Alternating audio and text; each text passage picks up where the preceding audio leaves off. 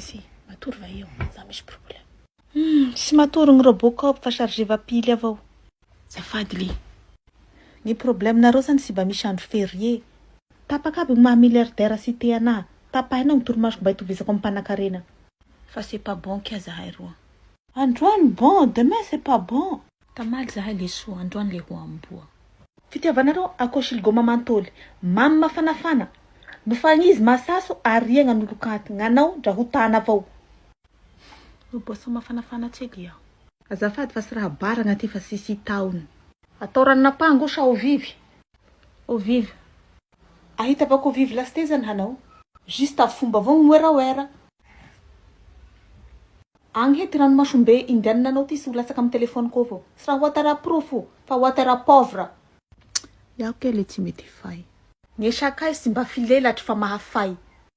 Ikely tiako sady bokosy. À cause de toi, hipody aby ny taranaky dinosaure. Zaza rasy ny lohany drako antenne canal sat. Ny orony drako flèche de déviation. Ny hatoky drako casse vitesse. Maso drako jiro tomobile voany accident. Ny pandan draho panneau de stop. Ny liany draho misy couche patapon. Vava marangitry draho produit canard WC. Ary matetiky ny zaza rasy kong mapijaly ampela. Sy mba manao an'izao hoe hanao rako pisora am-piangona agny sakalahady aho. Tofiky mareky aho raha volagninao zao. Tofiky positif sa tofiky négatif? Efa tamin'ny voalohany le tsy nisy kety ihany. Love is blind. Vera le ataonao tsisy oxygène tsisy azy. Androany nandraty gaz carbonique. Tamin'ny voalohany aby laloha tsy masira ty laoka amboariko azy la zao ataony aho nahabongo hoe ty maso mifoha maranjay le tafisokatra avao noho ny fitiavako anao. Androany izy ahiny hapisy albuminy anazy. Taloha iaby la mamy mare dite amboariko azy le tsy magnay fa zao ataony aho hoe oui le fa manaratara sahady hoe ty mariage tsika amin'ny ty resaky mofo mamy. Amizao la losy tsy mamy le zao ataony aho hoe ty hahafatiny ava hoe ty paliavinao. Oh, zanaky ny Rajabali ridre maty misy raha holova. La zao avy mandro le ataony an'izao hoe dis-moi ma chérie, comment tu fais pour avoir la peau aussi douce? J'utilise le savon Santex pour avoir la peau aussi douce qu'un veau. Iha aloha le tsy nama en cas de problème.